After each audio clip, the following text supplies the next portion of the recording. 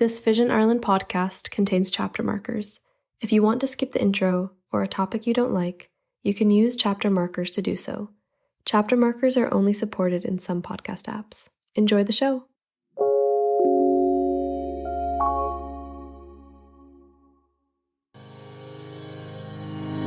Welcome to Talking Technology with VI Labs. At VI Labs, we believe technology is the single greatest enabler for people with sight loss and all disabilities. If you're looking for the latest news and conversation on tech from a more accessible perspective, you've come to the right place. Yes, indeed, you have. Hello, everybody, and welcome in to Talking Technology with VI Labs, episode 87. We are flying through the episodes, I must say. We've had so many episodes over the last little while. We've done more than one a week. We've done ones on Saturdays. We had a podcast last week and the week before. So, thank you so much for engaging with the podcast. Really do appreciate it. But the news... it's just kept on coming. We had WWDC last week. We had the Glide Demo Day going back before that. But today, the news continues. We are going to be catching up on all the latest goings on in the world of audio descriptive commentary, specifically for the League of Ireland and the GAA. We'll be talking about that in just a bit as well. So really exciting stuff. So do stick around with us for the next hour or so. And remember, if you would like to, you can always get in touch with us here on Talking Technology. There are loads of ways for you to join the conversation, and we would absolutely love it if you would. Now, if you would like to send us a message, as many people do, you can send us a message on WhatsApp if you would like. The number that you need there is 086 199 0011. That's 086 199 0011. Or if you would like to send us a message by email, you can do that as well if you would so desire. You can send us an email to content@vi.ie. That's content@vi.ie. So a few different ways that you can get in touch with us if you would like to, and we'd absolutely love to hear from you, whether it's a technology piece of tech that you tried, a new app you got, or just something that you would like to tell us about, something we discussed. We would absolutely love to hear from you. But now, though, there has been a load of people getting in touch over recent weeks, and we kind of put a few of your voice notes and your messages on hold while we were covering all of the Glide Demo Day stuff in last week's episode. It was still an hour and a half, though, so, little wins. But to catch up on all of the goings on from the past couple of weeks in voice note and message land, I am joined from Kilkenny by Mr. Joe Lonigan. Joe, how are you? Hi, David. All good down here. Very good, Joe. Very good. Are you enjoying the warm, albeit clammy weather? Warm but showery weather down here. Yeah, it's okay, David. It's okay. That's all I'll say for today. So I'm hoping for the clouds will disappear and we might get proper summer soon. That's true. Although, do you know what, Joe? I don't mind the showers because our shower at home kicked the bucket over the weekend. So, little wins. You go out, stand in the rain for a little while. Sure, you're as good as new. No time. It only helps us grow, as they say. So. Yeah, what helps water the flowers? I'll take that bonus. I don't wash myself in the shower now outside, David. No, we're a bit more advanced up here. A bit more civilised than that, Lonigan. Yeah, civilised, yeah. Absolutely. Fair enough. So there you have it. We have loads of voice notes to go through this week, Joe.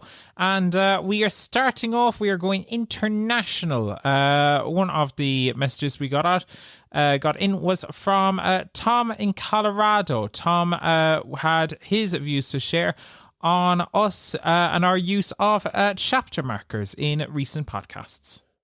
Hello, this is Tom in Colorado. I am a longtime listener, first-time contributor.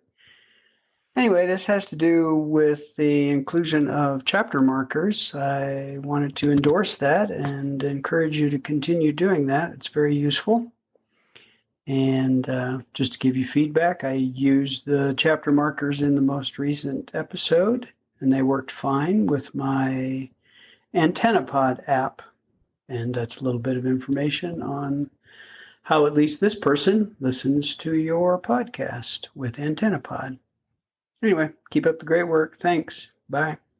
Thanks so much, Tom. I think we have, if I'm not mistaken, Joe, we have Derry Lawler to thank for this, because it was a voice note from him that inspired us playing around with the chapter markers, but they seem to be working relatively okay. Yeah, well, I encourage you then, David, just to give you an extra bit of hard work, create chapter markers. But I think it's a great idea from Derry, yeah. And it obviously helped Tom there in Colorado as well. And great to hear you're a long-term listener as well, Tom. And we welcome your voice notes. Great voice note, by the way. And AntennaPod, podcatcher app, another podcast app to add to the list. I only need one, maybe two at the most, but you can never get enough information or enough recommendations. One might suit somebody else better than the other. So I'll have to get that AntennaPod a quick go and see what the benefits are. It's different strokes for different folks. Yeah. Different strokes for different folks, and I think it's good that people are using apps in different ways. We have loads of people listening on things like Victor Reader Streams and that, so it's always good to hear how people are listening.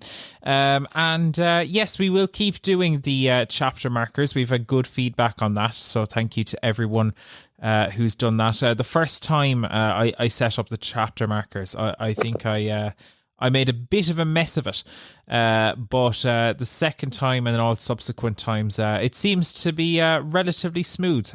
So those are available in some podcast apps. So we'll keep doing that. And thank you, Tom, for your listenership and your feedback. Really do appreciate it. Our next voice note that we had in is from Jodie. We're back in Ireland now. Jodie had some comments to share, specifically around the launch of WhatsApp for iPad. Here is what Jodie had to say. I'm absolutely thrilled. I'm currently using WhatsApp on my iPad to send this voice note. As a visually impaired person, I find phones in general just really, really small, and I don't like using them. So having as much on my iPad as possible is incredible. And as for the liquid glass, I hate it. I have transparency reduced because it was just so difficult to navigate with. But I'm definitely interested to see what Apple does around that. I love the window display, and I can't wait to see what happens. But yeah, I definitely do not like the liquid glass at all. She's not a fan of the liquid glass at all. So thanks so much, Jodie, for the message. Slightly harder to hear parts of that voice message. I reckon Jodie was using AirPods there, which can sometimes cause that to happen. But makes a really, really valid point, Joe, about the WhatsApp for iPad. And kind of how that it has its real benefits, especially for someone who has low vision. Oh, without a doubt, I'm hearing lots of people are loving the WhatsApp for iPad, especially low vision users. Obviously, as you can see, there are loads of photos, as you know, come in on WhatsApp and texts and pictures, jokes, whatever, but to have them on a big screen, a larger screen, like maybe your 11-inch iPad or Generation 10 or iPad Pro, whatever you're using, to have WhatsApp on it, I think it's a massive win. WhatsApp is nearly as valuable now as email, and probably more valuable to a lot of people. Some people use business versions of WhatsApp, and you name it. There's hurling groups and dance groups and friends groups and just one-to-one chats. There's just so much stuff now that people use WhatsApp for. So I can see why Jodie is loving WhatsApp on the iPad. And go on to liquid glass. I don't know. I don't have anything to say with liquid glass until it actually comes out. I don't think I have enough vision to properly use it and see it in action properly. But when we do get our hands on it, we'll give it a good review. And I'm sure Apple will maybe come up with a plan for people that are low vision. There is a possibility that you can turn it off, as far as I've read somewhere. There is the reduced transparency option. And Daniel, I might bring you in on this, being the cited member of the crew among us. But like there is a reduced transparency option. I believe that exists in iOS even currently.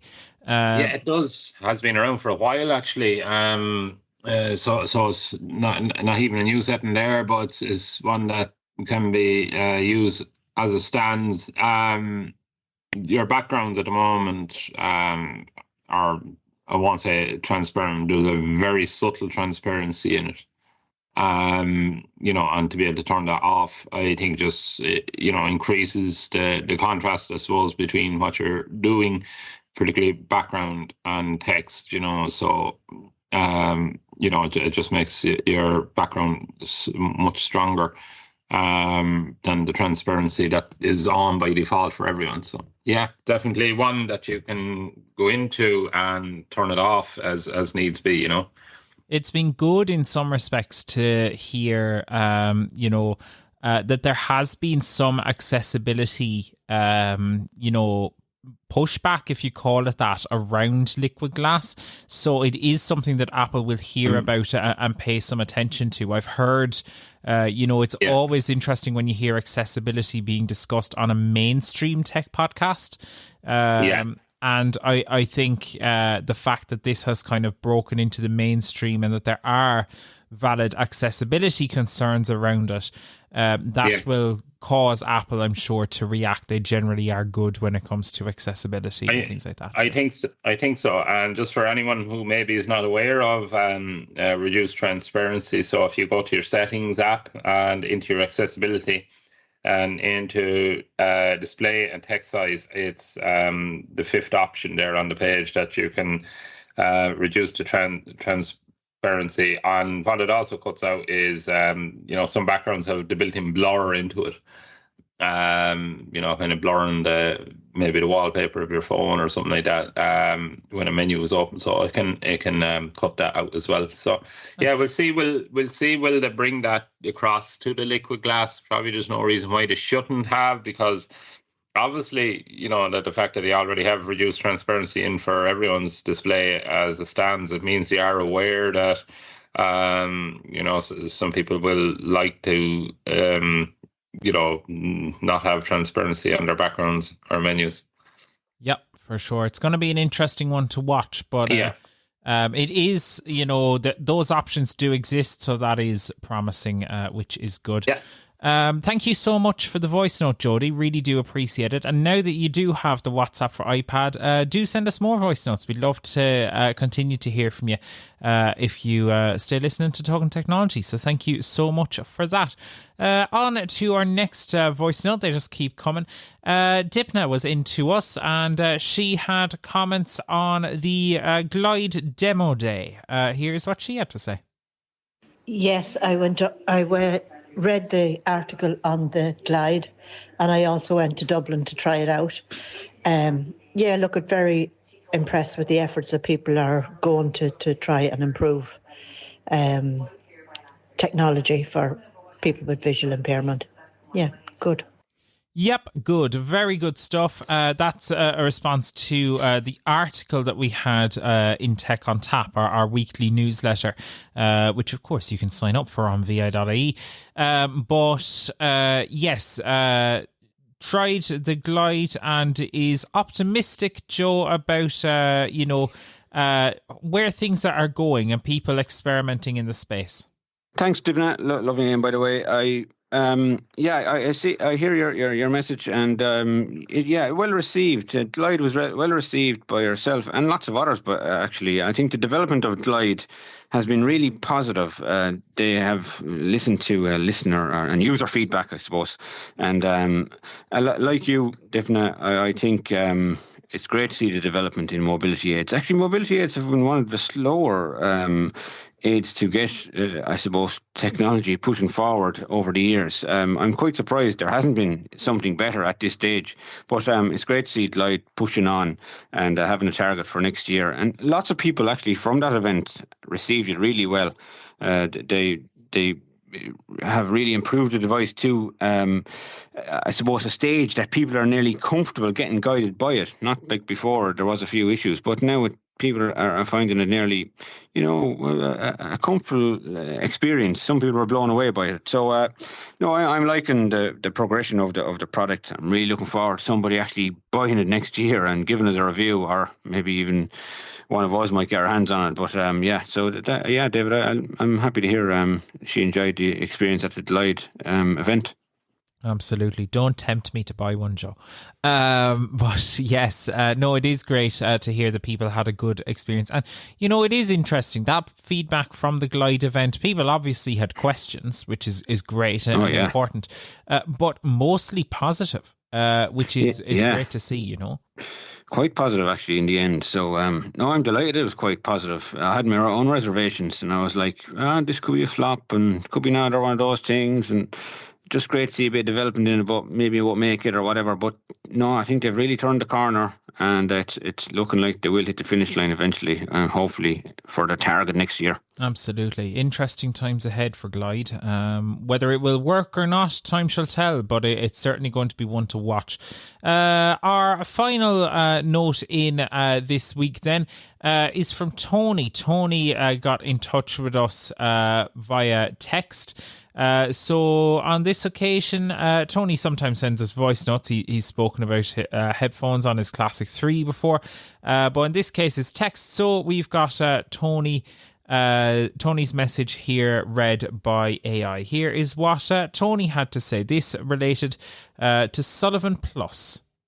I've started using Sullivan Plus app and it gets 9 plus out of 10 from me. Toss up with Google Lookout on the text capture, but less description than Be My Eyes app. All in all, Sullivan Plus wins for simplicity, but as a visually impaired person, Blind Shell 3 affords me all my audio descriptive needs. I think it's a case of having a go and not being scared of apps and tech. Yeah, it's a fair point, Tony, and well said. Yeah, absolutely. People do sometimes get scared, I think, of new apps and tech like this, Joe, don't they? Yeah, of course. When you're using something like Seeing AI or Be My AI and stuff like that, you sometimes stick with them. But some things on Be My Eyes and Be My AI, I wasn't that impressed with as regards to their data policy and the fact that stuff is saved in different places, and you wouldn't want to be taking pictures of too many personal documents. But I wrote a review on the Sullivan Plus app, and that's where Tony has got that information from, and he downloaded Sullivan Plus and gave it a go. I'm delighted to hear he had a 9, rated a 9 plus. Like myself, actually, I think it's absolutely brilliant. I suppose one of the brilliant things about Sullivan Plus is the fact that it's so quick. You take a picture of something and you get the information like 3 seconds later, basically, maybe 5. We'll limit it at 5, but it comes back straight away. I take a picture of my oven's display. It'll tell me it's 180 degrees, and what else you need to know? You know what I mean? I know that the oven is on at 180 degrees, so it comes back to me so quick. I don't have to go checking other apps and waiting 30 seconds for send off to a cloud and come back to me and blah blah blah. So I think it's great. It is a brilliant app, and it does more than just take pictures of text. Like, it describes scenes and recognizes faces if you really want to do that. It's one of the things. I don't think that's very practical, but recognizes colour and all that kind of stuff as well. So there's loads of different things you can do with it. I recommend anyone just download it, give it a go. There's no real registration or anything like that you have to go through. Just download it, give it a go, and you'll be surprised by the results. Yeah, do you know, I do wonder in a couple of years' time, are we going to get to a point with things like your visual intelligence and Gemini and stuff like that, where we won't need these third-party apps? It's going to be, I think, a fascinating time ahead to see what becomes of the likes of Be My Eyes and all of these various tools. Like, will we see this become the case of, like it started off when, if you wanted a third-party magnifier, you needed you needed a third-party one. You had to get something else. Or if you wanted, on the Windows side, you needed if you wanted a screen reader, you kind of had to go get JAWS. Are we going to see a transition in time where things are just built in, which is really interesting, do you know? Oh, well, Yeah, that's an interesting comment, all right. But visual intelligence hasn't done anything much for us so far. There's a lot of talk about it getting better. It did hold a lot of promise for me, but so far, I think some of these apps like Sullivan Plus and Be My Eyes, the Be My AI part of it, and Seeing AI, I just seem to veer towards them all still.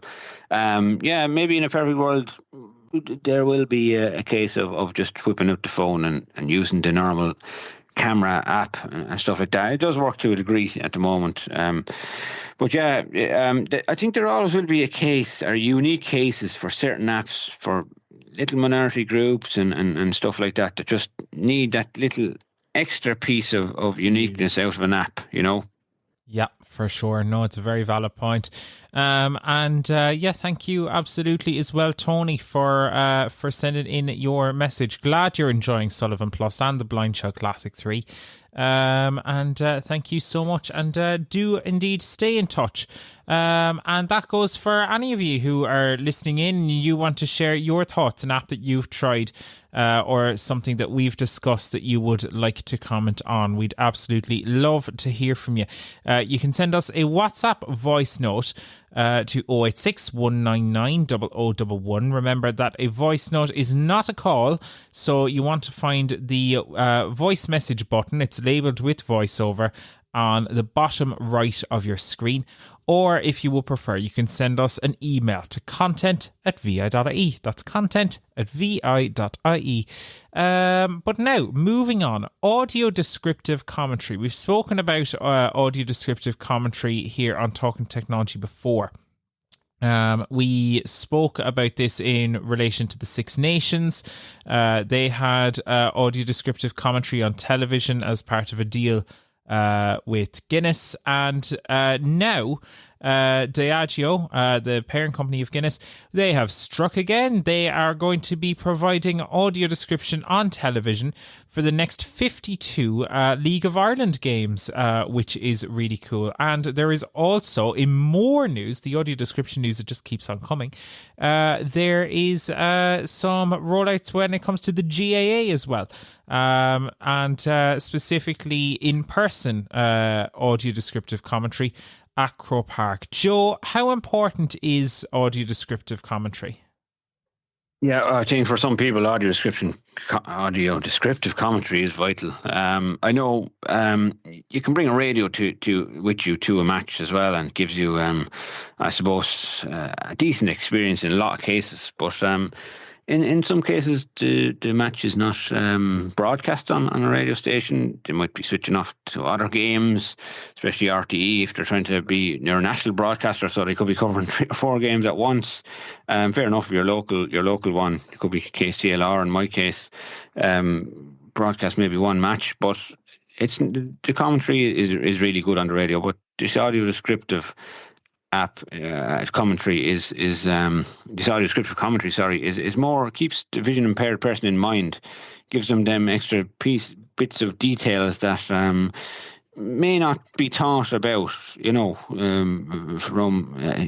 not be thought about by your general commentator. But I'm delighted to see it here, and it can only get better the more feedback that these creators get, So I think it's an important thing to have, David. Absolutely. And as for audio descriptive commentary then on television as well, this is as part of a sponsorship with Virgin Media Television. And there is a statement here, and we've got Daniel to read the statement, as much because of the absolutely epic and unquestionably epic job title. We have a statement from the head of beer. Daniel, do you want to give us this statement there, if you don't mind? Absolutely, David. Anne Zahan, head of beer at Diageo Ireland, said, as proud partners to the League of Ireland, we are delighted to be partnering with Virgin to provide audio description for all League of Ireland matches this season. A league of our own means a league for everyone to be able to enjoy. So that's Anne's addition. The head of beer. Very interesting job title. Yeah, head of beer. You've got to respect it. Like, does that mean there's other heads of different alcoholic beverages? There has to be. But there you go. The head of stout. I want to be the head of, I want to be the head of stout, Joe. The head of whiskey. I wonder what that person looks like. Yeah. But there you go, head of beer. And it genuinely, though, messing aside, it is brilliant to see. And to Diageo's credit, they have done some serious work in this space to provide audio descriptive commentary for the Six Nations. They've done it now for the League of Ireland with their Rockshore 00 brand. And I believe also Bailey's is under this group as well. And they provided audio description for Eurovision, which is also up my street. So, lots of really cool stuff. But then outside of the Virgin Media deal on television, then there is also the other side of this, which is the GAA. And it was interesting. There was a post on the Vision Ireland Facebook over the weekend, or maybe it was last week, about this audio descriptive commentary on the League of Ireland.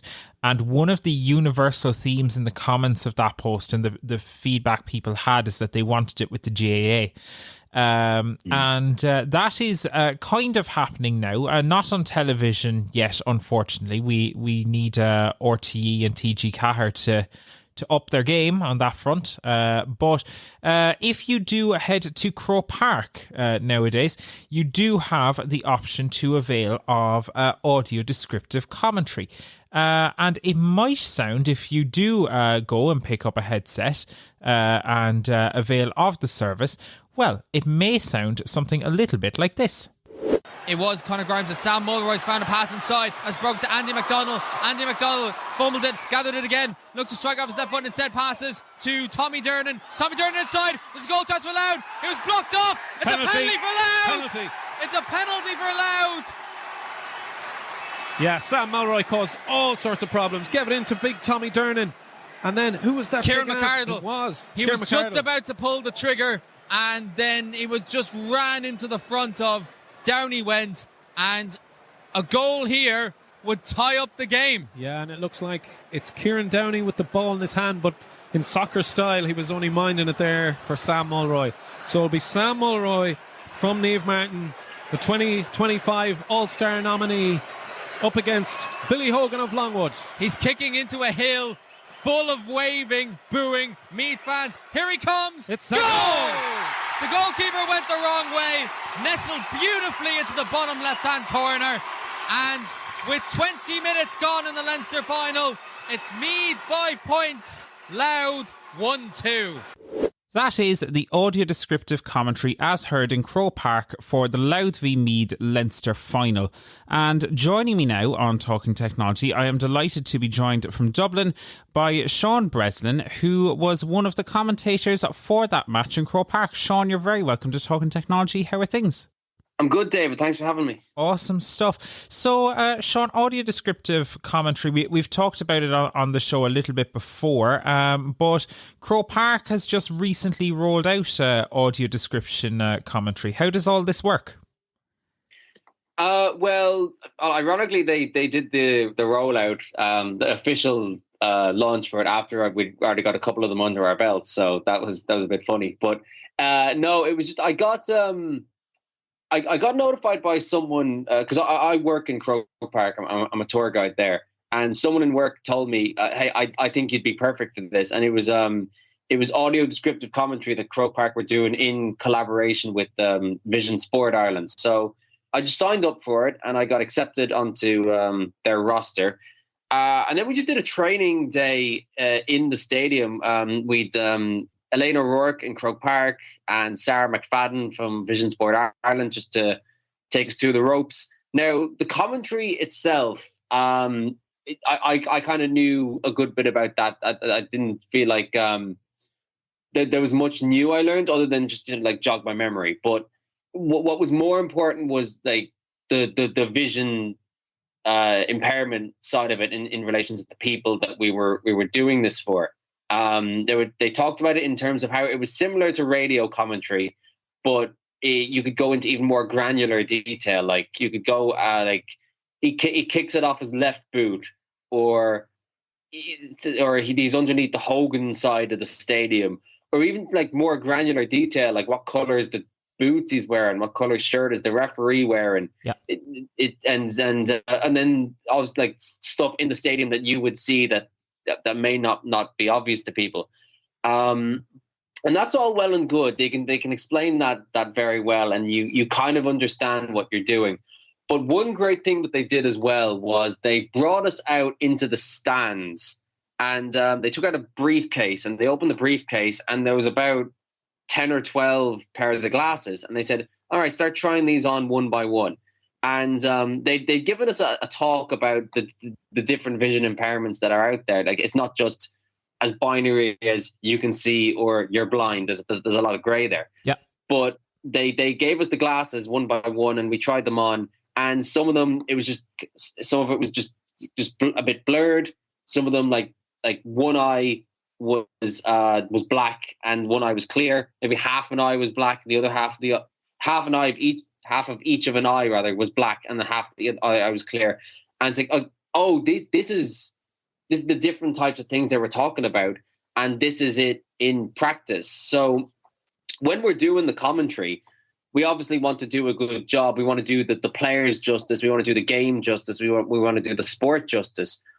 But by that kind of simple, practical lesson almost, it kind of drove home for us exactly who we were doing it for and why they needed this sort of service. Because I was trying on vision impairments and picking them up and putting them down like they were chocolates in a box, and it's like, this is different. It'd be tough to watch the game like this, and so you kind of realize, oh yeah, what we're doing is really crucial here, just for not just to enhance the experience, but kind of if you're going to get the full enjoyment of the game, then it can be quite difficult if you're like this. So yeah, it's absolutely, it was always a worthwhile thing to do, but with that kind of extra layer of understanding, it's a real privilege to be doing it. Super stuff.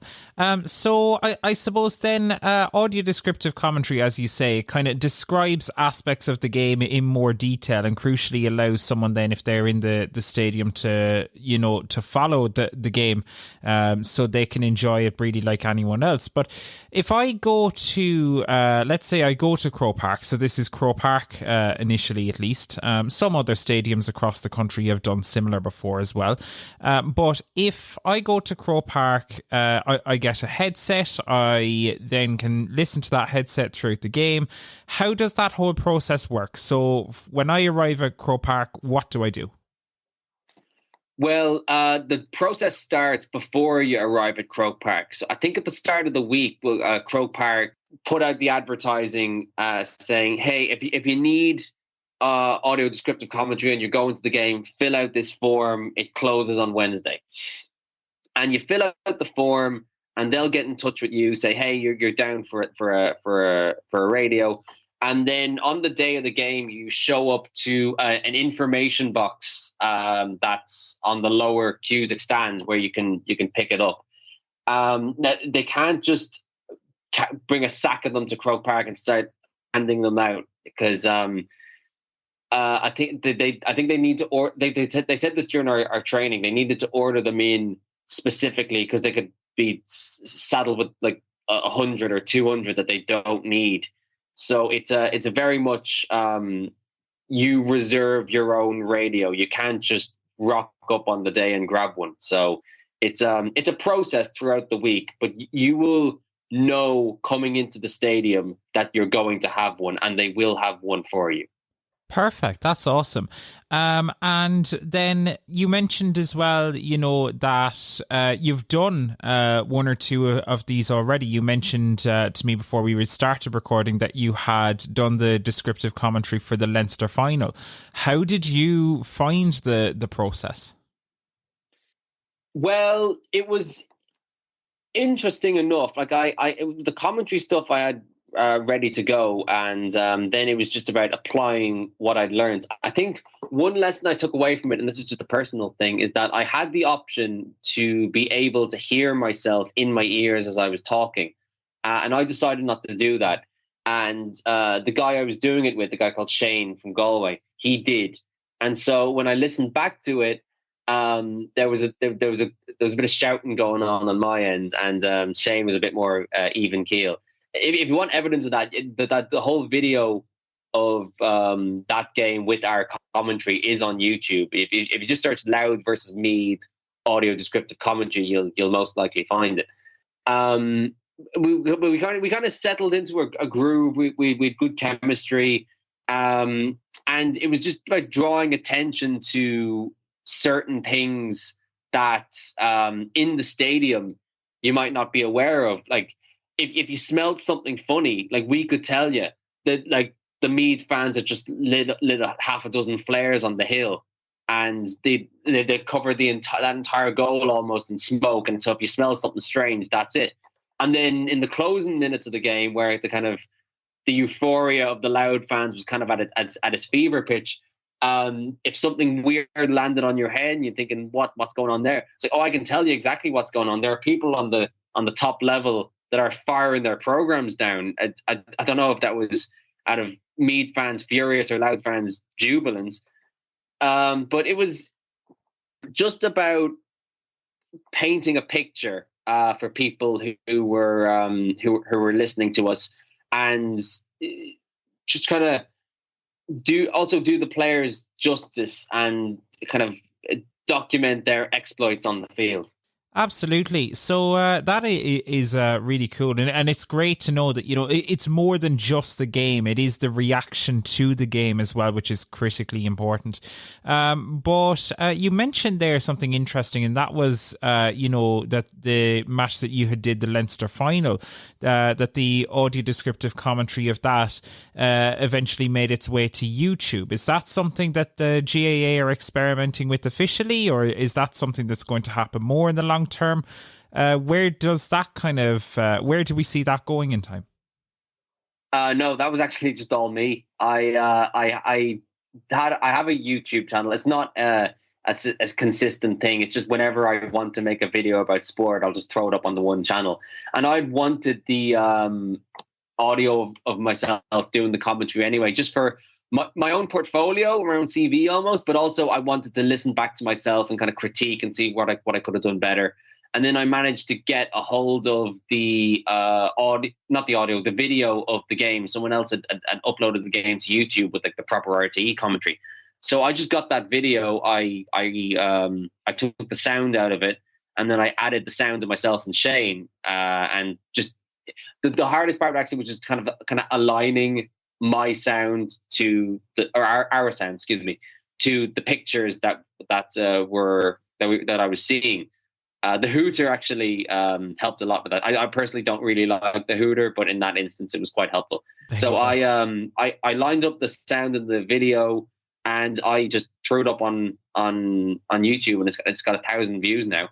I think it's definitely something that Croke Park or the GAA could be doing and perhaps should be doing.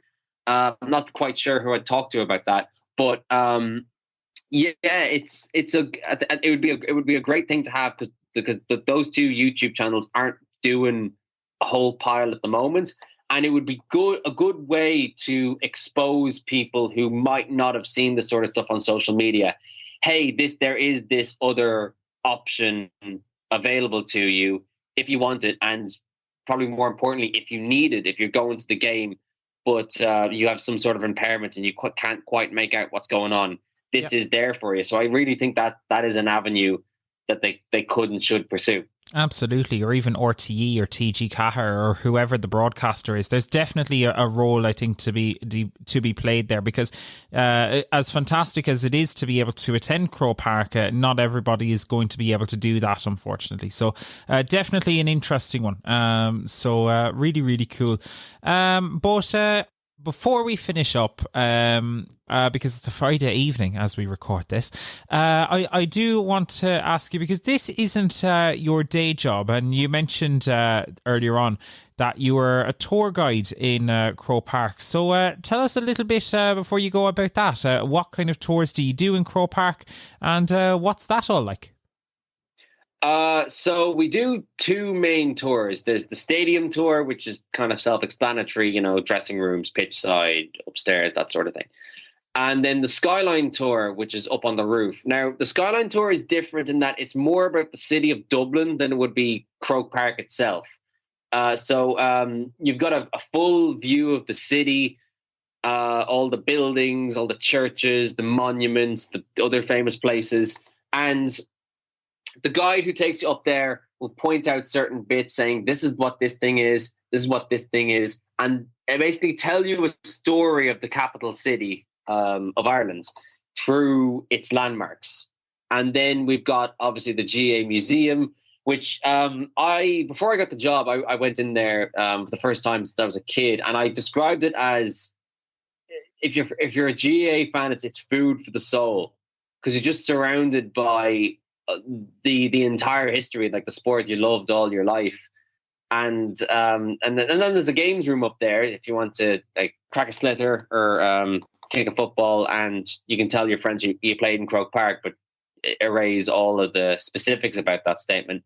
And then also one other thing that we've recently opened in the museum is a sensory room. So that's really good for people who might need just a quiet place to sit, chill, relax. We've had a couple of school tours. Like we're in the thick of school tour season right now, and some kids on that have been able to avail of that service, and it's really enhanced the experience for them. Whereas previously, it might have been a little bit difficult for certain people. But now it's a lot smoother for them. It's a weight off their teacher's mind, and it's been a really good addition to the museum. But yeah, typically the stadium tours go at 11, 1, and 3. The museum is open from 10. You're going to get a separate ticket for that. Skyline, at the moment, we're only doing 2:30 in the afternoon. I think we might be bringing in one at 11:30 in the morning, but certainly today that wasn't on. And if you get a ticket for the stadium or the Skyline, that gives you full access to the museum as well. So you can wander around there to your heart's content until we close up shop for the evening. Super stuff. Sean, it's awesome stuff. It really is great to hear about projects like this in the GAA and to hear as well about these things becoming more accessible for people regardless of what abilities or disabilities they have. So listen, thank you so much for doing it. Thank you so much for joining us on Talking Technology, and best of luck with the descriptive commentary in the future. My pleasure, David. Thank you for having me again. And there you have it. That is an interview with Sean, who is one of the audio description commentators at Croke Park. Sean Breslin there telling us about his experience of doing that. And, he does raise that really interesting point, Joe, about the YouTube channel. It really would be great to get some of those broadcasters actually doing the work rather than Sean having to do it himself, do you know? Oh, it would be brilliant if we had. I think somewhere down the line, I can see it going towards that. What about for the vision impaired people that do not have maybe friends or family to go to something like this, or for some older vision impaired people might be in a nursing home? That kind of cohort that just cannot get to Croke Park. Croke Park can be regarded now as accessible in all sorts of different ways, but that still doesn't mean everybody can get there. So even some sort of an FM frequency that could be turned on when Sean is broadcasting, or YouTube Live or Facebook Live or whatever, but the FM frequency is accessible to all vision impaired and blind people, but something like that, David. And I think a discussion or a conversation could be opened down the line. They've started it, so we'll keep it going. Absolutely. I think the FM frequency would be the only answer, really, because YouTube and all that to be a lag in it, so you could hear the crowd going, roaring, going mad. You're wondering what's going on. But by your commentary. Yeah, if you're at it, I suppose. If you're at it, but even if you're watching from home, like the audio quality on that clip that we had there, like it's really good. Like you could broadcast that alongside, like, do you know, like they have it for, like, imagine, you know, you're watching the All-Ireland final at home, and you know, just it would be great to for them to be able to say, lads, we have audio description. You know, you can either turn it on your box or you can listen to it on RTE Player or something like that. I mean, it seems like a win-win. And when you have crowds like, you know, Diageo who are paying for this for other sports. I mean, the GAA, they have their own streaming service now. It used to be GAA Go, now GAA Plus, which has its own accessibility challenges, but that's neither here nor there. It is definitely something that could grow quite excitingly in the future, you know? Oh, it could grow without a doubt. That's the conversation on growing. But currently what we have is Sean in the stadium. And Sean, the commentary there you introduced before your interview with Sean was mind-blowing. Great commentary, actually, Sean. Yeah. So, it was very exciting and very descriptive. And so that would encourage me to go to a GAA match a bit more. Look, I know most counties only get there once, if at all, to Croke Park. So I'm hoping it will be introduced to more stadiums as well. GAA is nationwide. There's lots of stadiums in Ireland that could do with it. So it's a start. It's a brilliant start, and great to see him in the sensory room as well to the Croke Park Museum. I actually done the museum tour before. It's brilliant. I'd really recommend it. The guides are excellent, actually, David, to give, and you get to watch an experience and a video on the large screen in there as well. So they've brilliant experience in Croke Park. I think it's great. Great advancements altogether. Excellent stuff. Sean, thank you so much for that. Thanks to everyone in Croke Park as well for linking us all in there as well. Really appreciate it. And well done on the audio description commentary. And well done as well to the team over our colleagues over in Vision Sports. They do work on this all year round, and they do lots more besides as well. So well done to them on that as well. Very well done. And hey, if you would like to send us a voice note, tell us how you feel about audio descriptive commentary. Maybe you've been to a game where it's been used. Maybe you've listened to it on television with the deal on Virgin Media. However you've experienced it, we'd love to hear your experience. So please do send us a voice note, 086 199 0011 if you want to get in touch with us on WhatsApp, or you can get in touch with us through content@vi.ie. We'll have news in just a second, but a reminder before we do that if you would like to get training on a whole variety of different things, you can pay a visit to vi.ie to learn about some of the upcoming training courses that we have from Labs. This coming Thursday, we've got a course coming up on booking public transport, for example.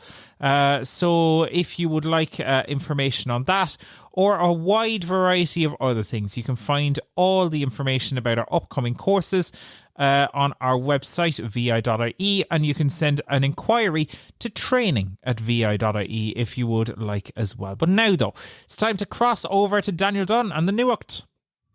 This is Talking Technology News. So, with your latest Talking Technology News, I'm a very angry Daniel Dunn. Why am I angry, you might ask? Because WhatsApp have announced they are going to be introducing advertising. Right on cue. Thanks, David. For now, the move won't impact those who simply use WhatsApp for messaging friends and family, as the company are limiting the ads to the Updates tab. But that Updates tab will be getting lots of new features designed to make money, including ads and paid channels. WhatsApp is owned by advertising giant Meta, who owns companies like Facebook and Instagram. And WhatsApp recently joined those companies in showing ads with data from your Meta accounts being used to target those ads if the accounts are linked. WhatsApp say that the contents of your chats will remain private and not be used to target advertising as part of the change. We've been talking about our plans to build a business that does not interrupt your personal chats for years, and we believe that the Updates tab is the right place for these new features to work, WhatsApp have said. WhatsApp needs a way to make money for Meta, but with people already facing ads everywhere else, will this simply annoy people? It's going to be an interesting one to watch. Let us know your thoughts with a WhatsApp voice note, and hopefully you won't find an ad in the way. In other news, an update has been released for the users of the Victor Stream 3. The device is getting the ability to rename notes on device, and now there is audio to indicate bookmarks. A number of bugs have been fixed, such as issues with duplicated speech, and there is now an option to move all your podcasts to the SD card if you like. The new version of the software is version 1.5, and full details can be found on the HumanWare website. The Stream devices are very popular. In fact, 9% of our podcast listenership comes from the devices. So for those of you listening on a Victor Reader Stream right now, it is definitely worth checking for updates. And finally, for now, game company Valve have announced that they are introducing the ability to search for games based on their accessibility features as part of their Steam online store. Steam is somewhat like an app store for games and is really popular among PC gamers in particular. Steam also developed a handheld console called the Steam Deck, which is a bit like a Nintendo Switch.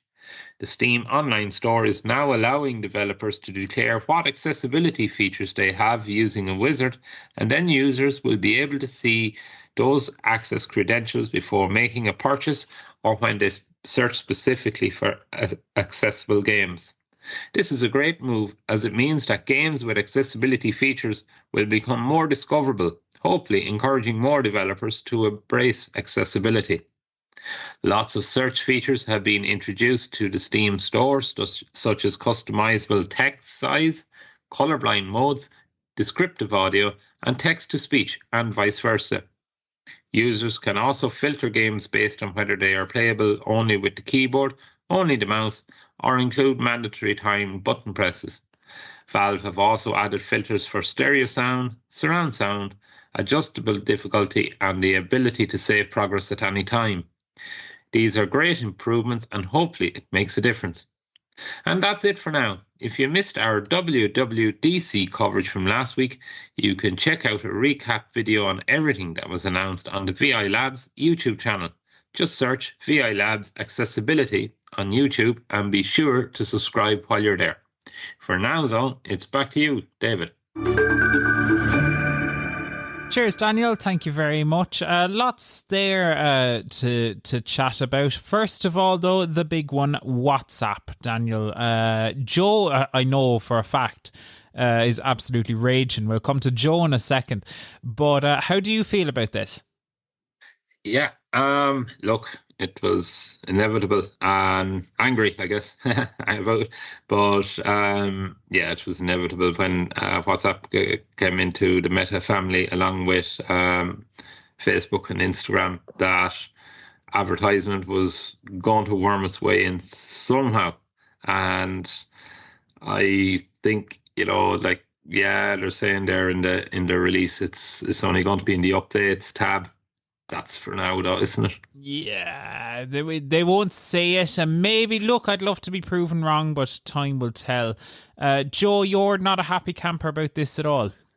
Yeah, look, of course, like, I am raging with all these advertisements everywhere. It's breaking my heart, David. Like, I mean, going to YouTube, fair enough, you have to pay for the premium and get rid of the ads, we accept that. But I see some of the other streaming offerings now from Prime and Netflix and all the rest of them, Disney Plus as well. I think they're putting advertisements in the middle of some of their programs, so some of their offerings, and I think that's a little bit unfair considering we're paying a premium now. Now they want to pay an extra premium to get rid of the ads. It's like, I don't know, David. Yeah. It's getting beyond the joke sometimes. Yeah, and thankfully the ads are only in the updates of WhatsApp. Who looks at the updates anyway? Huh? Well, apparently, there was an article on the BBC on this, and they were saying that, updates, they're not very popular in the UK, and I would imagine it's a similar story for Ireland, but apparently they're more common in other parts of the world, so who knows, maybe some of our American friends or those right around the world, they can tell us, are updates used in your region? WhatsApp claimed that about 1.5 people visit the updates tab every day. So it is a lot of people that it impacts at the same time. 1.5 what? Billion. Billion or billion? With a B. Okay. You left out the billion. You left out that part. Yeah, so I mean... Yeah, well, in my house, it's probably 1.5, maybe not, people on their own. But yeah, I think it's not very popular over here in Ireland. I'm fairly sure of that, the updates. They probably will find a way of making it popular, maybe make some specific things unique to updates or something like that. But as someone was saying to me earlier, if it's coming to updates, it's probably coming to chats in some form or other. Whether that be maybe you're in the local GAA chat, you might be getting advertised O'Neill's gear or something like that, or Missouri or whatever other brands are out there with GAA. So this is the kind of thing I can see coming down the line, and let's hope not. But look, things like this only go one direction. It does. I tend to agree with you there, Joe, and I think it'll probably go as far as where it won't be in personal chats, but when you go into your list or your inbox of chats, that's where you're going to see advertisement. And like you said, if you go into a group chat, it's going to be there too. So I'd say that's where it'll go to. Well, Meta have had that for a while. Like, they've had their other messaging platform, Messenger, has had that exact thing for a while. You go in and they're next to all of the people you want to contact. There's a random ad for some random crowd, so it is. Yeah, it is. There is some, precedence for this. Yeah. Now I remember why I don't use Messenger. Yeah. There you go. Plus the fact that it's Facebook, and I think Facebook is kind of, although people, I used to always say Facebook was dying a death. Apparently, it's having a resurgence now, but I wouldn't know. I think it's mainly because of the reels and stuff. They always find new ways of getting people back hooked into Facebook. I think the Facebook Watch, it is a very addictive platform. Anybody clicks on a video on Facebook Watch, you'd never end up watching that one video. Yeah, that's true. So 2 hours later, you're watching some other video about 1990 World Cup or something. Not the video you wanted to watch in the first place, but you end up down that rabbit hole, and somehow you're still on Facebook. Yeah. It's an interesting one for sure. Other stories then as well there. Steam getting accessibility labels can only be a good thing. There's a few stories that we didn't get to include in the news this week. The National Association for the Deaf in America are suing the White House over there, which is interesting, for the lack of provision of American Sign Language interpreters.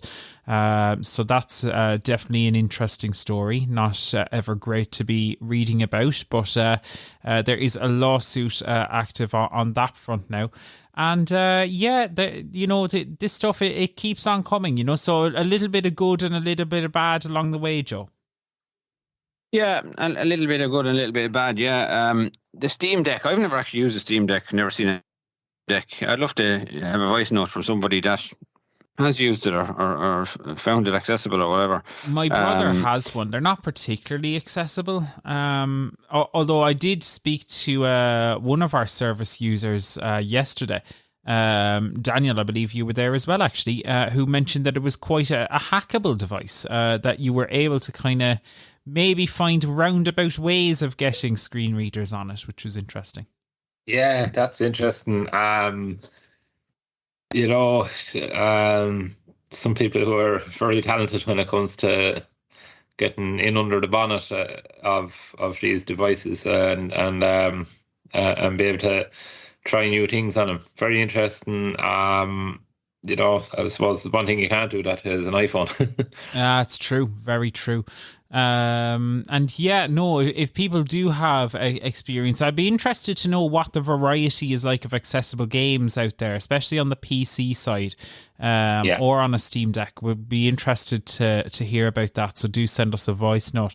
The only other story that we didn't cover in detail there, the British Wireless for the Blind Fund, they are killing off their speech radio app. So this was an app that was used to provide talking newspapers and other services like that. They're killing that off alongside its corresponding Alexa skill.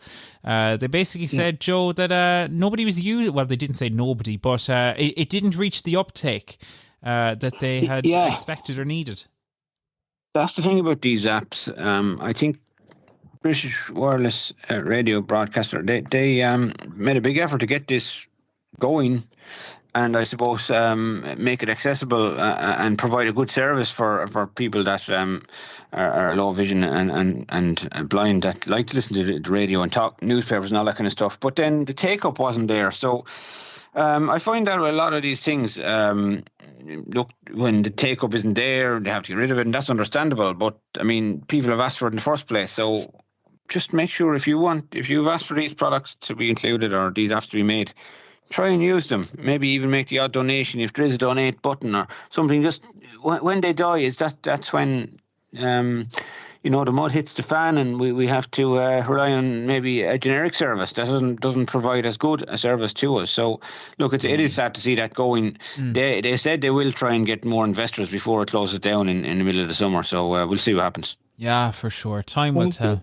It's an interesting one. We talk about that even around the audio description chat that, we had earlier. I mean, it's no good if you have people like Sean and Shane and all the team over there rocking up, and then people aren't showing up to use that service. So we need to, use it or lose it kind of thing, isn't it? Yeah, unfortunately. And that's the kind of way these things are. But there you go.